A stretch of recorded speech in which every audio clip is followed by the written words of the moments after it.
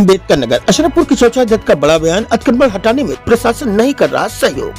प्रदेश सरकार की मंशा के अनुरूप पूरे प्रदेश में राजस्व की जमीनों पर अतिक्रमण हटाने का अभियान लगातार जारी है। ऐसे में जनपद के नगर पंचायत अशरफपुर की चौचा में कुल चिन्हित 235 बीघा सरकारी जमीनों पर, जिसमें कब्रिस्तान से लेकर बंजर की जमीन शामिल है, उन जमीनों पर लगातार बीते 15 दिनों से डुग्गी के माध्यम से लोगों को अतिक्रमण हटाने के लिए सूचित किया जा रहा था और प्रशासन को पत्र के माध्यम से भी सूचित किया गया। बावजूद इसके आज जब सोमवार को नगर पंचायत के अधिकारी उन जमीनों पर अतिक्रमण हटाने के लिए गए तो लगभग 40 से 50 लोगों से अतिक्रमण खाली कराया गया। वहीं कब्रिस्तान की जमीनों पर अस्थायी रूप से दुकान बनाकर रह रहे लगभग 100 से अधिक लोगों ने माना कि जमीन सरकारी है, लेकिन सरकार हमारी व्यवस्था करे तब हम यहां से दुकान खाली करेंगे। ऐसे में सबसे बड़ा सवाल ये उठता है कि दुकान बनाने के लिए जमीन किसने इनको दी और अब खाली करने की सूरत में अपनी रोजी रोटी की समस्या को बताकर जमीन खाली करने को फिलहाल तैयार नहीं है। आइए सुनते हैं अतिक्रमण हटाने वाले लोगों ने क्या कुछ कहा और नगर पंचायत अध्यक्ष फिलहाल पूरी मुस्तैदी के साथ अतिक्रमण हटाने के लिए पूरी तैयारी में है। यार अपना कहाँ है? घर देवरिया जिला क्या है। नाम है अपना? इस्लाम देवरिया में कहाँ, कौन से गांव में रहते हो? कटकुलवा थाना बालपुर। तड़कुलवा थाना। अच्छा, यहाँ 5 साल से आप रह रहे हैं? हाँ, इधर आते थे हम लोग। एक महीना रहते फिर चला जाते। हम लोग आते थे 2 महीना 4 महीना 5 महीना रहते फिर थे। चला जाते। हाँ, तन दुख तकलीफ तन थोड़ा आराम होता था, फिर अपना घूमने फिरने चला तो जाता। 5 साल से आप यहाँ लगातार रह रहे हैं, रोजी रोजगार भी यहीं आप करने लगे हैं? रोजी रोजगार नहीं, हम लोग एक बाइक नहीं रहते हैं, 2-4 महीना रहते हैं, दुखी छोड़ कर फिर तो माला फूल यहाँ बेचते हैं? हाँ, हम लोग के बनवाए। आप बताइए, हम लोग का घर नहीं यहाँ बनवाएंगे सर। कहाँ घर है आपका? हमारे परिवार में औरत आपका कहाँ है? तड़कुलवा थाना। सब लोग एक ही गांव के हैं क्या? सब लोग? सब एक ही गाँव के हम लोग हैं। सब एक ही गांव के। तुम क्या करते हो बेटा? हाजिरी चलता है, इसका तबीयत खराब है, क्या हुआ है तुमको? शैतानी हरकत है। इसी को न लेके पड़े हैं हम लड़का को। बहुत तबीयत खराब हो गया रहा है इसका। कुशीनगर। कुशीनगर कई साल से हैं यहाँ? 2-2.5 साल हो गए। 2-2.5 साल से। क्या दिक्कत समस्या है? सब शैतानी हाजिरी चलता है, शैतानी हरकत। बीमारी जब कुछ कमाते धमाते हैं तो खर्चा कैसे चलता है? क्या बच्चा कमाते हैं सब, क्या कभी करते कल हमें जाते हैं, मांगने खाते हैं हम लोग। इस समय अम्बेडकर नगर जिले के नगर पंचायत अशरफपुर की चौचा में मैं हूं और यहां पर सरकार की मंशा के अनुरूप अतिक्रमण मुक्त अभियान के अंतर्गत जो है राजस्व की जो बंजर जमीनें हैं कब्रिस्तान के ऊपर, तो कुल मिला के 235 बीघे के आसपास राजस्व की कुल जमीनें नगर पंचायत अशरफपुर की चौचा चेयरमैन ओमकार गुप्ता ने बताया है और जिसके संबंध में शासन को पिछले चेयरमैन के द्वारा भी जो है शासन को पत्र लिखा गया था कि बंजर जमीनें हैं जिसपे बंजर है और कब्रिस्तान है, तो तमाम इस तरीके की ज़मीनों पे अवैध तरीके से अतिक्रमण है, लोग अवैध तरीके से रह रहे हैं, उस पे दुकान भी बना के रह रहे हैं। तो इन सारी चीज़ों को लेकर इस समय नगर पंचायत अशरफपुर की चौचा के चेयरमैन ओमकार गुप्ता काफ़ी सख्त दिखाई दे रहे हैं और शासन के मंशा के अनुरूप लगातार अतिक्रमण मुक्त अभियान को चला रहे हैं। तो अभी इसी क्रम में मैं यहाँ एक बंजर ज़मीन है बताई जा रही है और इस पर तमाम सारे लोग बरसों से यहाँ पर मकान बनाकर, अस्थायी मकान बनाकर फिलहाल रह रहे हैं।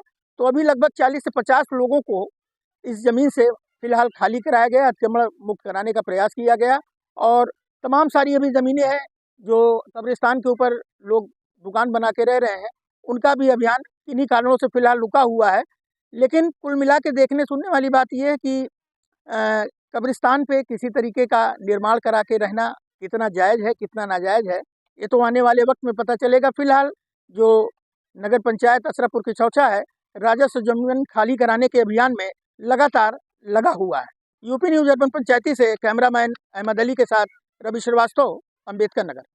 पिछले बोर्ड की बैठक के क्रम में और शासन आदेश के क्रम में, माननीय उच्च न्यायालय के आदेश के क्रम में जो उनकी मंशा है, माननीय मुख्यमंत्री जी की जो मंशा है, अवैध अतिक्रमण जो सरकारी ज़मीनों पे किया गया है, जैसे चकमार्ग, तालाब, बंजर ज़मीन, कब्रिस्तान, जो शासकीय संपत्ति नगर पंचायत की संपत्ति होती है, उसको हटाने का काम किया जा रहा था और उसके लिए हम लोगों ने पत्र भेजा था, उच्च अधिकारियों को पत्र प्रेषित किया था। आज उसी क्रम में अतिक्रमण और लगातार ध्वनि से लगातार प्रचार प्रसार किया जा रहा था लगभग 15 दिन से कि वहाँ पे जो भी इस तरीके का अतिक्रमण हो वो हटा ले सोता। एक होता है अस्थायी अतिक्रमण, ये होता है कि एक होता है अस्थायी, एक होता है अस्थायी अतिक्रमण। अस्थायी अतिक्रमण की श्रेणी में जैसे गुमटी हो गई, छोटी-छोटी कोई चीज़ बेंच रखा हुआ है या कोई सीढ़ी पे तो कोई दुकान लगा लिया है, तो उसको हटाने का काम किया जाता है अस्थायी अतिक्रमण। उसके लिए किसी नोटिस की आवश्यकता नहीं होती है, उसके लिए सिर्फ एक सार्वजनिक ऐलान करा दिया जाता है, तो वो नोटिस वो स्वतः हटा ली जाती है। वो बहुत सारे लोग इसी क्रम में 50% लोग लगभग हटा दिए। लेकिन कुछ अराजक तत्व लोग हैं जो लगभग हमारी सरकार से जिसके जिसके नगर पंचायत जो कि इस सारे संपत्तियों का मालिक नगर पंचायत होती है, या फिर ग्राम सभा में है तो उप जिलाधिकारी महोदय होते हैं, नगर पालिका में नगर पालिका होती है, नगर निगम में नगर निगम होती है, तो वैसे नगर पंचायत भी इन सब संपत्तियों का मालिक होता है। ऐसी स्थिति में लगातार 8-10 सालों से लगभग इस पे 2-3 1-2 बार-बार कभी-कभी अपने मुफाद और फायदे के लिए लोग कमेटियां बनाकर वहाँ पे धन उगाही करते रहे हैं। लगभग बहुत ज़्यादा लगभग 1-1.5 करोड़ रुपए का धन उगाही हमेशा करते हैं, जो कि नगर पंचायत की प्रॉपर्टी है। उस पे पूरा हस्तक्षेप नगर पंचायत का है। तो ये अनलीगल लोग कैसे आ गए वहाँ पे, किस तरीके से आ गए, इनके ऊपर तो सबसे पहले मेरी मांग है कि एफआईआर दर्ज होना चाहिए, एक चीज़। दूसरी चीज़ कि अभी अभी जब हमारे नगर पंचायत प्रशासन के बड़े बाबू सारे लोग गए थे वहाँ खाली कराने के लिए, निवेदन कर रहे थे कि आप लोग खाली कर लीजिए, एक अल्टीमेटम दिया गया था। ना वहाँ कोई बुलडोजर गया था, ना वहाँ पे कोई इस तरीके का कृत्य हुआ था वहाँ पे, लेकिन वहाँ पे तो कुछ अराजक तत्व लोग आकर और वाराजिक तत्व लोग आकर वो वहाँ पे हमारे बड़े बाबू के साथ अभद्रता की, गाली गलौज की, इस तरीके का काम उन लोगों ने किया। तो एसएचओ महोदय ने उनको कहा है कि आपके ऊपर भी एफआईआर होगा, हमारे बड़े बाबू के ऊपर। अब बताइए पुलिस प्रशासन के एक अधिकारी द्वारा इस तरीके से कहा जाएगा तो ये दुख की होने की बात है कि तो बड़े बाबू वहाँ डर गए, वो वापस चले आए। हम लोग सब लोगों को वापस बुला लीजिए। ऐसी स्थिति में जो माननीय मुख्यमंत्री जी की जो मंशा है कि सरकारी जमीनों को खाली कराया जाए, माननीय उच्च न्यायालय की ये मंशा है कि जो सरकारी जमीनों को खाली कराया जाए, और नगर पंचायत प्रशासन लगातार इसमें प्रयासरत है, तो आखिर जिला प्रशासन क्यों नहीं चाहता कि इसको हटा दिया जाए? अगर उनको टाइम की बात है, जहां तक ये टाइम की बात है, जो उनको आखिर क्यों ऐसा सहयोग दिया जाता है? मात्र 2-3 लोगों के कहने पे, मात्र 2-3 लोगों के उकसाने पे, जो 10-15 दुकानदार है और सब दुकानदार बेचारे अपने स्वतः दुकान हटा लिए, लेकिन ये 2-3 लोगों के नेतागिरी करने की वजह से, जो कि समाजवादी पार्टी से पोषित लोग हैं, ऐसे लोग जो भारतीय जनता पार्टी को बदनाम करने की साजिश रच रहे हैं, ऐसे लोग एक दंगा फैलाना चाहते हैं दरगाह की चौचा बसखारी में।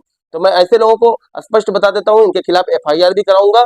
और अभी बोर्ड की बैठक तत्कालीन बुलाया था, इसीलिए बोर्ड ने ये निर्णय लिया है कि कल से कार्य विरत रहेंगे, कोई कर्मचारी काम पे नहीं रहेगा, और जब तक ये इन लोगों के ऊपर कार्रवाई नहीं होती, एफआईआर दर्ज नहीं होता। और एसएचओ महोदय जो हमारे बड़े बाबू का गए कि आपके ऊपर एफआईआर दर्ज करेंगे, बताइए हम अतिक्रमण हटाने जा रहे हैं, क्या हम जंगल राज की छूट दे दें कि कोई जंगल बंजर जमीन कब्जा कर ले, कोई तालाब कब्जा कर ले, हम उसको रोकने भी न जाए? अपनी अपनी प्रॉपर्टी की सुरक्षा करना नगर पंचायत का परम कर्तव्य है, तो क्या उसको भी हम नहीं कर सकते?